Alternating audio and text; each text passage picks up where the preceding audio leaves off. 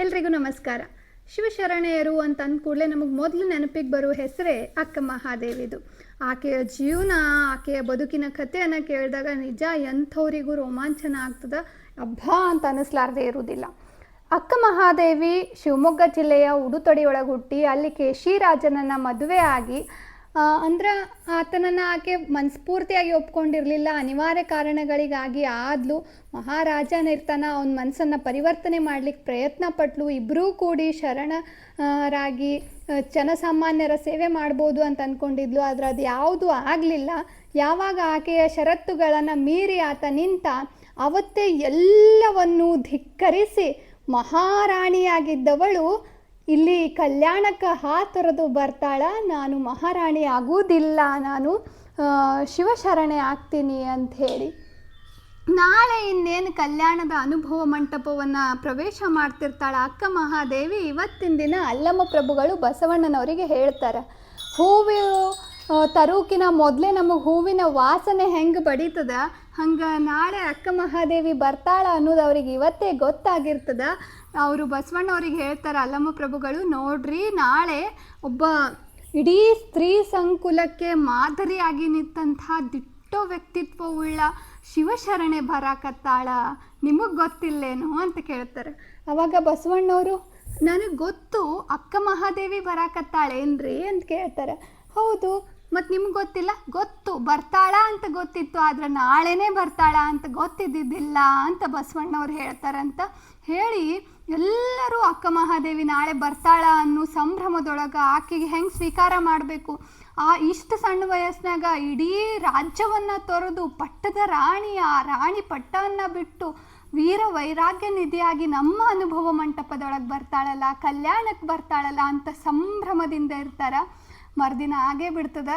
ಅನುಭವ ಮಂಟಪದೊಳಗೆ ಯಾವ ವಿಷಯನೂ ಚರ್ಚೆ ಆಗ್ತಿರೋದಿಲ್ಲ, ಎಲ್ಲರೂ ಸುಮ್ಮ ಕುಂತಿರ್ತಾರೆ. ಅಲ್ಲಮ ಪ್ರಭುಗಳಂತೂ ಅಂತರ್ಮುಖಿಗಳಾಗ್ಬಿಟ್ಟಿರ್ತಾರೆ. ಅಕ್ಕನ ದಾರಿ ಕಾಯ್ಕೊಂಡು ಕೂತಿರ್ತಾರೆ. ಅಕ್ಕ ಮಹಾದೇವಿ ಬರ್ತಾಳೆ.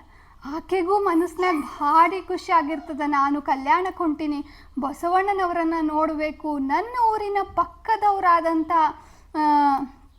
ಅಲ್ಲಮ ಪ್ರಭುಗಳನ್ನು ನೋಡಬೇಕು, ಎಂಥ ವೇದಾಂತ ಮೂರ್ತಿಗಳವರು, ಅವರನ್ನು ಕಣ್ಣು ತುಂಬ್ಕೋಬೇಕು ಅಂಥೇಳಿ. ಆವಾಗಿನ ಕಾಲದಾಗೆಲ್ಲಿ ಅವರ ಮಹಿಮೆಗಳನ್ನು, ಅವರ ಜ್ಞಾನವನ್ನು ನಾವು ಕೇಳಿರ್ತಿದ್ರು ಅಷ್ಟೇ. ಅವ್ರ ಫೋಟೋ ನೋಡಿರ್ತಿದ್ದಿದ್ದಿಲ್ಲ, ಇವರೇ ಇವರು ಅಂತ ಗುರ್ಸಕ್ಕೆ ಸಾಧ್ಯ ಆಗಿರ್ತಿದ್ದಿದ್ದಿಲ್ಲ.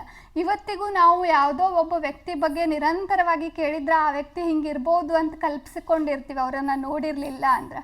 ಬಂದ ಕೂಡಲೇ ಅಕ್ಕ ಮಹಾದೇವಿಗೆ ಗೊತ್ತಾಯಿತು, ಇವರು ಬಸವಣ್ಣ, ಇವರು ಅಲ್ಲಮ ಪ್ರಭು, ಇವರು ಚನ್ನಬಸವಣ್ಣ, ಇವರು ಸಿದ್ದರಾಮದೇವರು, ಎಲ್ಲರನ್ನೂ ಆಕೆ ಗುರುತಿಸಿದ್ಲು. ಯಾಕಂದರೆ ಎಲ್ಲರ ಬಗ್ಗೆ ಮೊದಲೇ ಕೇಳಿದ್ಲು, ಆ ಶಕ್ತಿ ಆಕೆಯಲ್ಲಿ ಇತ್ತು. ಬಂದು ನಿಲ್ತಾಳ. ಇಡೀ ಅನುಭವ ಮಂಟಪದೊಳಗೆ ಒಂದು ಸ್ತಬ್ಧತೆ ಕಾಡ್ತದ. ಒಮ್ಮೆ ಆಕೆಯನ್ನು ನೋಡಿದ ಎಲ್ಲ ಶರಣರು ಎದ್ದು ನಿಲ್ತಾರ. ಅಲ್ಲಮ ಪ್ರಭುಗಳು ಕೂತಲ್ಲೇ ಕೂತು ಅಂತರ್ಮುಖಿಗಳಾಗಿರ್ತಾರೆ. ಒಂದು ಕ್ಷಣ ಅವರಿಗೆ ಮಾಯಾದೇವಿ ನೆನಪಾಗ್ತಾಳೆ ಅಲ್ಲಮ ಪ್ರಭುಗಳಿಗೆ. ಮಾಯಾದೇವಿ ಆಕೆ ಮಹಾರಾಣಿ, ಮಹಾರಾಜನ ಮಗಳು, ಇವರನ್ನು ಒರೆಸ್ಬೇಕು ಅಂತ ಆಸೆ ಪಟ್ಟಾಕಿ ಅಲ್ಲಮ ಪ್ರಭುಗಳಿಗೆ ಬಹಳಷ್ಟು ಕಾಡ್ದಾಕಿ.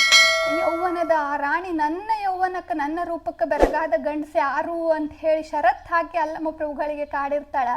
ಆದ್ರೆ ಮಾಯಾದೇವಿಗೆ ನಿನ್ನಲ್ಲಿ ವಿರಕ್ತಿ ಅದ, ಶಿವಭಕ್ತಿ ಇಲ್ಲ, ನಾನು ನಿನ್ನನ್ನು ವರಿಸಲಾರೆ ಅಂಥೇಳಿ ಆಕೆಯ ಸೊಕ್ಕನ್ನು ಅಡಗಿಸಿ ಅಲ್ಲಮ ಪ್ರಭುಗಳು ಶೂನ್ಯ ಪೀಠದ ಅಧಿಕಾರವನ್ನು ವಹಿಸ್ಕೊಂಡಿರ್ತಾರೆ. ಅಕ್ಕ ಮಹಾದೇವಿ ಬಂದಾಗ ಅದೇ ಯೌವನ, ಅದೇ ತಾರುಣ್ಯ, ಅದೇ ಅಂಥ ಸೌಂದರ್ಯದ ಕಣಿನೇ ಬಂದು ಅನುಭವ ಮಂಟಪದೊಳಗೆ ನಿಂತಾಳ. ಏನನ್ನೂ ತೊಟ್ಟಿಲ್ಲ, ಮೈಯೆಲ್ಲ ಹರಿದ ಕೂದಲುಗಳಂತಿರುವ ಬಟ್ಟೆಯನ್ನು ಹೊದ್ದು, ಅಂದರೆ ಕಂಬಳಿಯನ್ನು ಹೊದ್ದು ಮೈ ಮೇಲೆಲ್ಲ ಕೂದಲುಗಳನ್ನು ಹರಡಿಕೊಂಡು ಅಕ್ಕಮ್ಮ ಬಂದು ನಿಂದಿರ್ತಾಳ. ಮಹಾದೇವಿ ಅಕ್ಕ ಏನು ಮಾತಾಡಬೇಕು ಯಾರಿಗೂ ಗೊತ್ತಾಗೋದಿಲ್ಲ. ಆಕೆ ಬಗ್ಗೆ ಗೊತ್ತಿರ್ತದೆ, ಆಕೆ ವಿರಕ್ತಿ ಗೊತ್ತಿರ್ತದೆ, ಆಕೆ ಭಕ್ತಿ ಏನು ಗೊತ್ತಿರ್ತದೆ, ಆಕೆ ಶಕ್ತಿ ಏನು ಗೊತ್ತಿರ್ತದೆ ಅಲ್ಲಮ ಪ್ರಭುಗಳಿಗೆ. ಆದರೂ ಆಕೆಯನ್ನು ಒಪ್ಕೊಳಕ್ಕೆ ಅವರು ತಯಾರಿರುವುದಿಲ್ಲ. ಯಾಕಂದ್ರೆ ಅವ್ರಿಗೆ ಗೊತ್ತಿದ್ದಿದ್ದು ಅನುಭವ ಮಂಟಪದೊಳಗಿರುವ ಉಳಿದ ಶರಣರಿಗೂ ಗೊತ್ತಾಗಬೇಕಲ್ಲ.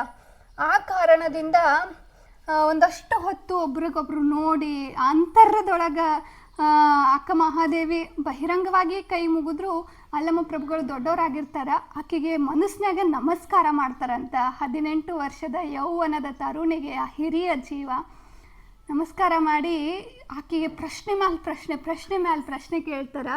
ಅವ್ರು ಕೇಳಿದ ಮೊದಲ ಪ್ರಶ್ನೆ, ಶ್ರಾವಣ ವಚನ ವಾಚನ ದಿನ 10. ಉದ ಮದದ ಯೌವನವನೊಳಕೊಂಡ ಸತಿ ನೀನು ಇತ್ತಲೇಕೆ ಬಂದೆಯವ್ವ.